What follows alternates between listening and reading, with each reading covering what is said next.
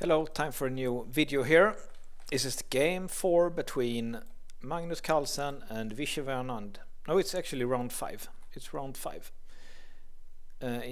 Started with 4 draws, and now, as you can see, Magnus will win this game. It's round 5. Carlsen against Anand. Their first match. Anand, reigning world champion. Magnus, challenger, biggest genius ever. 860 rating, 100 points higher than Anand. So let's see what happens. Magnus plays, he played, in the first game he played English. In the first 2 rounds actually he played, first 2 times he had white, he played the English opening and didn't get anything. And now, for some reason, Anand is not playing e5 like he did in one of the games. So we see a real opening this time. The Queen's Gambit declined, and here interestingly Anand is going for the triangle. This is known as the triangle defense. Usually black plays like this if he like for example if white plays here. Sometimes black is going for either stone wall setup, where maybe this knight c3 is not optimal, or he's going for a variation known as a note boom variation, which goes like this. It's old line.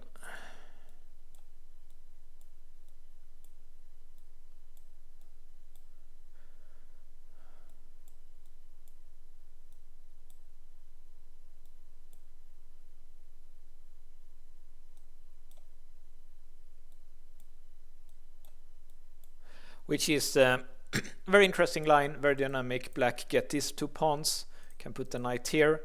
White gets the center, 2 bishops. Very interesting line. Would be a great choice for Anand to play against Magnus. Would be a great choice to play against Magnus, especially if he had deeply analyzed it, because very, very sharp, very tactical, very theoretical. Great choice by Anand. The other way that can happen here is if white plays what is known as the gambit. Magnus starts the gambit because the gambit starts with e4 here, and this is a super complicated line. It goes like this, and then check. And the gambit here, it starts with this move, bishop d2, and this is extremely complex, extremely theoretical. Would be a great choice for Anand, especially if Magnus didn't look at it for a while. It's extremely sharp and dangerous. So basically what happened is that black takes like this, white takes here, black takes here, white go here, and then the crazy theory starts. Apparently knight a6 is the main line here, maybe something like that, and maybe he takes here. So with a crazy game, black is 2 pawns up, but white has development, strong bishop here, and who knows what's happening. But one thing is for sure, if you're not prepared, if you haven't looked at the gambit like all day on the morning before the round and all day yesterday, do not go for the gambit. It's just way too dangerous. So the gambit is fun to analyze, but don't go for the gambit. So the way you avoid the gambit is to play knight c3 here, like Magnus did. Here are several different kind of moves here. Apparently the computer likes e5 here. Interesting. Something like this seems to be some kind of a main line here. But I don't think e5 was known at this time. I think that might be Stockfish17 who has analyzed e5 here. So he does c5, which I think is kind of the main move when white tries to avoid the gambit. Okay, looks like knight f3 or a3 both are possible. And he decides to go back. Like, you don't want an Irish pawn center. Free isolated triple pawn like this is called an Irish pawn center. It's usually bad. And here, even if white has won a pawn, the Irish pawn center is a weak structure. So that's why white is not winning that pawn. Instead, he's developing the knight. It's c6 here. And interestingly, Magnus is going for long castling. He probably thinks that Anand has analyzed this and he wants to do something different and going for a winning attempt. To me, it looks normal to play like bishop e2 and castling short. looks like a more normal plan here, but Magnus goes for that. Queen d3. And some takes here, and apparently knight e5 was also interesting, and also bishop e6. But this knight e4 looks correct because it looks like he was winning the bishop pair here. And Magnus castling long, that's the best move according to the computer, and Anand takes the bishop pair. Then he retreats with the bishop. The computer does not like that because white can just sometimes attack the bishop, but that's not what Magnus does. But the computer likes castling here. Then take.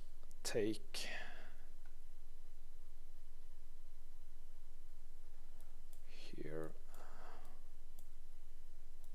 And this endgame. I think this endgame is quite similar to what happens in the game. This endgame may be a slight advantage for white. White has an easier time. Sorry, what happened? White has an easier time here to create a passer on the king side. We saw Magnus win a game like this not so long ago. I don't really remember who it was against, but it was also this typical structure with the queenside majority here. I think it was against Ivanchuk, actually, but I'm not sure. So that it would be a little bit similar to the game. The computer actually likes knight cb5 best. Try to win back the bishop pair here.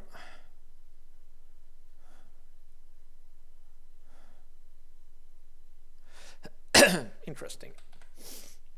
But Magnus, he went for this endgame. And we can see that it's an even endgame.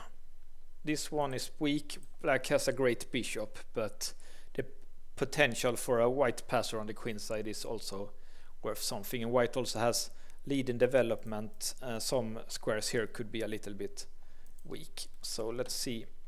But the main reason here is this is the typical position where Magnus is very good. Dry technical position, not much tactics, only like understanding of where pieces should be. So it's a perfect position for Magnus. There is a big risk that Anand will come in a position where he will have to defend a passive position, and he's quite good at defending like passive positions, but it's actually quite known to defend like weak in games with great skill because it's just a good calculator. But still, I think this is perfect opening for Magnus, even if he doesn't get an advantage, because he can play this endgame for a long time and try to do stuff. So here we see something interesting. There will be an exchange here of pieces.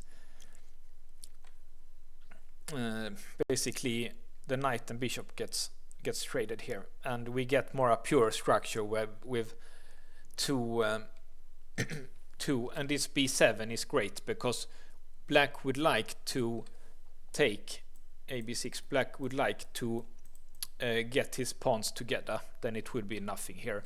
But because Magnus has b7, then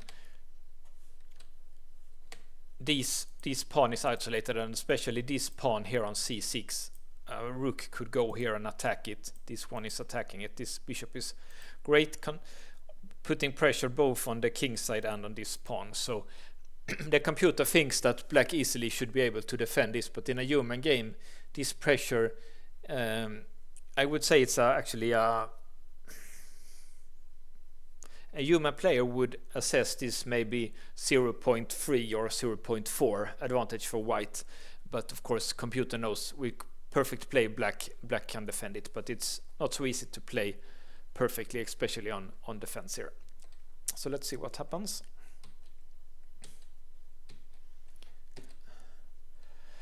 Anand tried to go expand on the king side. That looks okay right now.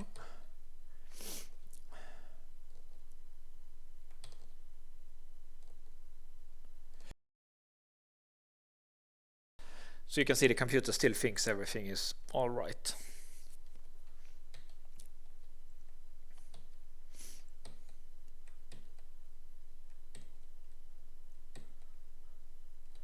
Okay, so there is this saying, all rook endings are drawn, so it is good for black. If it would be a pure rook endgame, I think it's I think definitely that Anand could, that this game would have become a draw. So Magnus here is showing a little bit more of a fighting spirit than maybe Anand did in the match here. That he's just removing the bishop and saying like, you're not gonna have an easy draw. I will try to win even if there are some risks, and there are some risks because these pieces are a bit more passive now. Would have been safer for white just to exchange the bishops.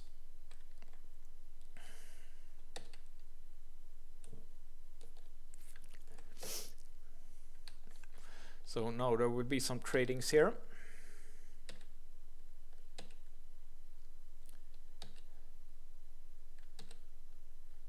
And it's still 0-0, but as we will see, there will come an error for black. But still here, there is only 2 moves here that black can keep the draw. If it does anything else than rook d1 or rook c4, it's game over. White is winning then. So now he needs to show precision here. White is up a pawn and h4 is weak, so it's definitely not so easy for black anymore.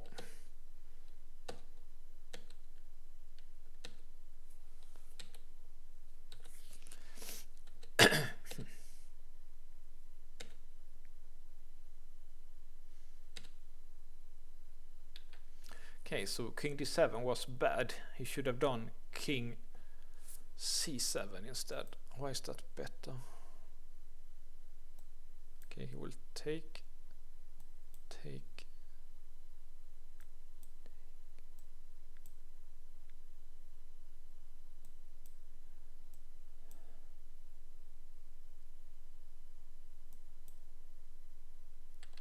Okay, so this rook endgame is apparently a draw. Let's see how the game went and why king d7 is worse.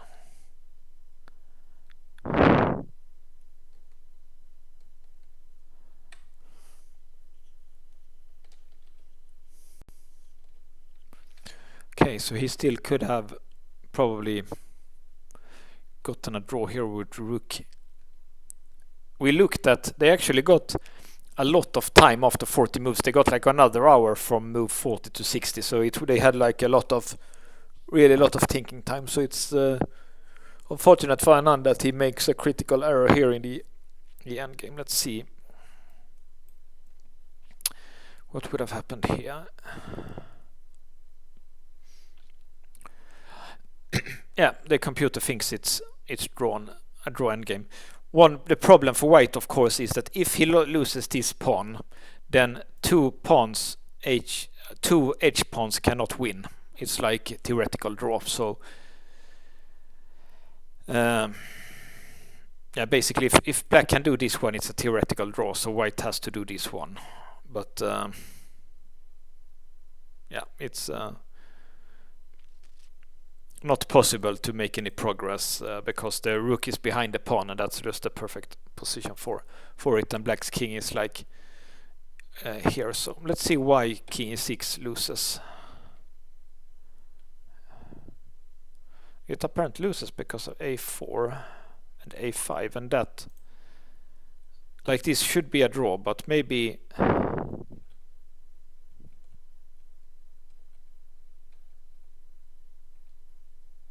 yeah, for some reason this is winning for for white. Let's see what happened here.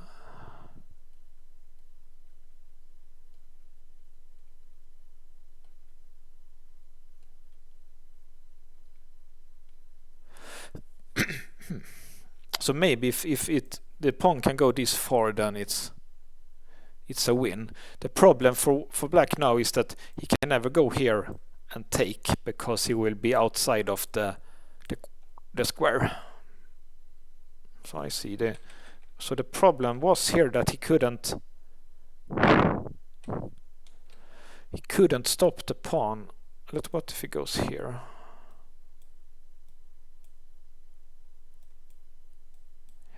He's simply not in time. He's simply not in time. Yeah, not king b6 of course, but this one.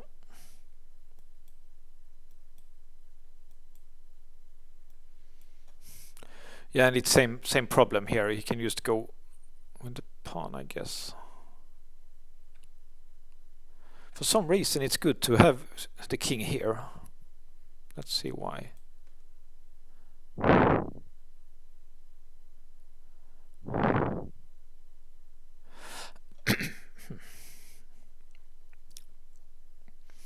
So I guess when the pawn is here, what will happen then? Then I guess white can start going like this, and the pawn will get here.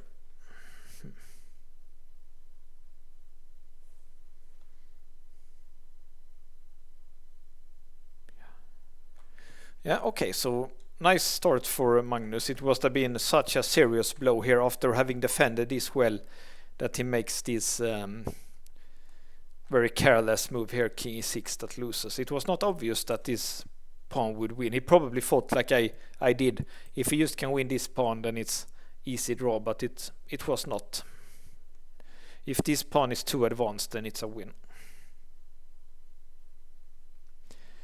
Okay, so Magnus takes the lead, and hopefully Vishy can try to come back soon.